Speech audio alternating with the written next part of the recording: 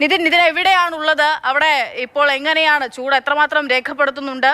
ആളുകൾ പുറത്തിറങ്ങാൻ വിഷുവൊക്കെ ആയതുകൊണ്ട് കൂടുതൽ ആളുകൾ അകത്തായിരിക്കും എങ്കിൽ പോലും.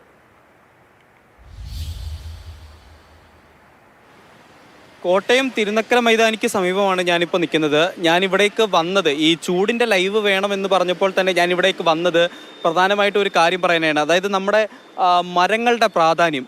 നമ്മൾ ഈ മരങ്ങൾ നിൽക്കുന്നത് കാരണം നമുക്ക് എന്തുമാത്രം തണൽ കിട്ടും, അല്ലെങ്കിൽ ഈ ചൂട് കാലത്തൊക്കെ എന്തുമാത്രം ഉപകാരമാണ് എന്ന് പറയാൻ വേണ്ടിയിട്ടാണ് ഞാൻ ഈ ഭാഗത്തേക്ക് വന്നത്. പക്ഷേ ഇവിടെ വന്നപ്പോൾ നമുക്ക് മറ്റൊരു കാഴ്ച കാണാൻ സാധിച്ചു. അതായത് ഈ ചൂടിനെ അതിജീവിക്കാനായിട്ട് നമ്മുടെ കൂടെ ചുറ്റുമുള്ള ആളുകളൊക്കെ ചെയ്യുന്ന ഓരോ കാര്യങ്ങൾ കാണാൻ സാധിച്ചു. അങ്ങനെ ഇപ്പോൾ ഈ തിരുനക്കര മൈതാനിയിലെ ഓഡിറ്റോറിയമാണ് ഈ കാണുന്നത്. ഈ ഓഡിറ്റോറിയത്തിൽ ആളുകൾ ഈ ഉച്ച സമയത്ത് കിടന്നുറങ്ങുന്നത് കാണാൻ പറ്റും. അപ്പോൾ ചൂടിനെ അതിജീവിച്ചുകൊണ്ട് ആ ഹോളിനകത്ത് കയറി കിടക്കുന്ന കാഴ്ചയാണ് ഇപ്പോൾ ദൃശ്യങ്ങളിൽ കണ്ടുകൊണ്ടിരിക്കുന്നത്.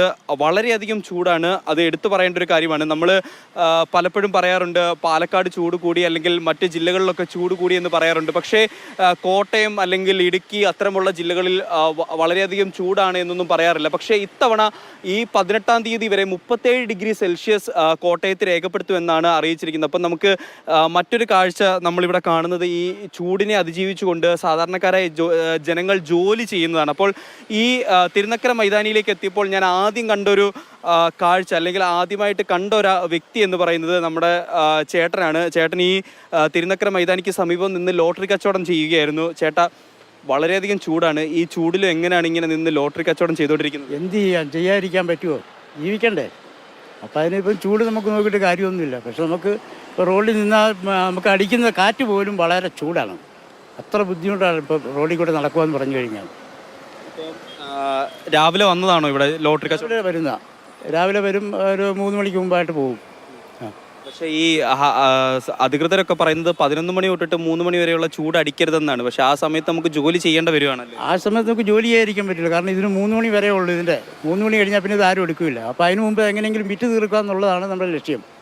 അപ്പോൾ അതിനിപ്പോൾ ചൂട് നോക്കിക്കൊണ്ടിരുന്ന കാര്യമില്ല. ഇപ്പോൾ ഈ റോഡ് സൈഡിലേക്ക് വരുമ്പോൾ ഇവിടെ കുറേ മരങ്ങളൊക്കെ നിൽപ്പുണ്ട്. ഈ മരങ്ങൾ നിൽക്കുന്നത് ഒരു ഉപകാരമാണോ? ഈ മരം നിൽക്കുന്ന പോലും, മരത്തിൻ്റെ ചുവട്ടിൽ നിന്നാൽ പോലും അടിക്കുന്ന കാറ്റിന് നല്ല ചൂടാണ്. അതിഭയങ്കരമായ ചൂടാണ് അടിക്കുന്ന കാറ്റ്. ഇനി ഇത് വിറ്റ് തീർന്നിട്ട് വേണം വീട്ടിലേക്ക് പോകാനായിട്ട്. വിറ്റ് തീർന്നിട്ട് വേണം വീട്ടിലേക്ക് പോകാൻ പറ്റുള്ളൂ.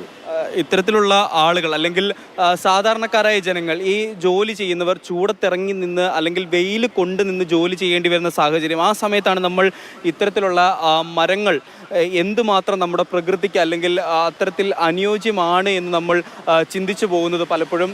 കാരണം ഇപ്പം ഈ ദൃശ്യങ്ങളിൽ ഒരുപക്ഷെ നമുക്ക് വ്യക്തമാകുന്നുണ്ടാവും, ഇപ്പുറത്തെ സൈഡ്, റോഡിനോട് ചേർന്ന സൈഡ് ഭയങ്കരമായ ചൂടാണ്, വെയിലാണ്.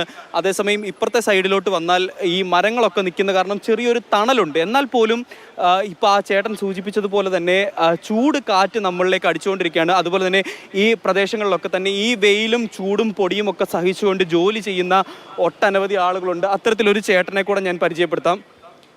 ചേട്ടാ, വെയിലൊന്നും ഒരു പ്രശ്നമല്ലല്ലേ? തൊഴിലെടുത്തല്ലേ ജീവിക്കാൻ പറ്റത്തുള്ളൂ. എങ്ങനെയുണ്ട് ചൂട്? എങ്ങനെയുണ്ട് ചൂട്? നല്ല ചൂട്. ഇവിടെ ഇപ്പോൾ ഈ സൈഡിൽ മരം ഉള്ളതുകൊണ്ട് ഈ സൈഡിൽ നിന്ന് കഴിക്കുക. ഇനി ഒരു 3 മണി വരെ ഇവിടെയൊക്കെ നിന്ന് തണലുള്ളിടത്ത് നിന്ന് കഴിക്കുക. അത് കഴിഞ്ഞ് പിന്നെ വെയിലെടുത്ത് പിന്നെയാണ് അത് മുഴുവൻ അഴിച്ചെടുക്കാൻ കിടക്കുന്ന സാധനം മുഴുവൻ. ഇന്നലത്തെ പരിപാടിക്ക് വേണ്ടിയിട്ടോ? ഇന്നലത്തെ പരിപാടിക്ക് വേണ്ടിയിട്ടാണ്. ഇനി ഇത് ഒരാഴ്ചത്തെ പരിപാടിയായിരുന്നു. ഇത് അഴിച്ചെടുത്തിട്ട് വേണം വേറെ അടുത്ത് കൊണ്ടുപോകാനുണ്ട്. ഇന്ന് ഇപ്പോൾ കാരപ്പഴി പരിപാടി ഉണ്ട്. അതിനിപ്പോൾ ഇത് അഴിച്ച് കുറേ സാധനം കൊണ്ടുപോയി അവിടെ ഫിറ്റ് ചെയ്തിട്ട് വന്നിട്ട് വേണം ബാക്കി കഴിക്കും. വെയിലാന്നും പറഞ്ഞ് മാറിയിക്കാൻ പറ്റത്തില്ല, ഒരിക്കലും പറ്റത്തില്ല. എവിടെ വീട്? എവിടെ വീട്? പാമ്പാടി. അപ്പോൾ ഇത്തരത്തിൽ വെയിലാണെന്ന് പറഞ്ഞ് ഒരിക്കലും മാറി നിൽക്കാൻ പറ്റാത്ത രീതിയിൽ തൊഴിലെടുക്കുന്നവരാണ്, അല്ലെങ്കിൽ അത്തരം സാഹചര്യങ്ങളിലൂടെ കടന്നു പോകുന്നവരാണ് ഇതിനെ ഏറെ ബാധിക്കുന്നത്.